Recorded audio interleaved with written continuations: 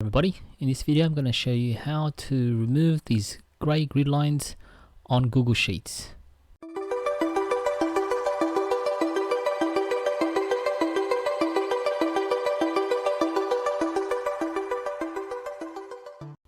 So the easiest thing you can do initially is, if you don't want to remove all of them and you just want to remove a certain section, you select the area, then choose the border, change the color, and then select it. That will make it all white, as you can see here.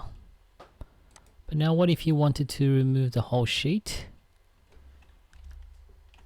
There is an option.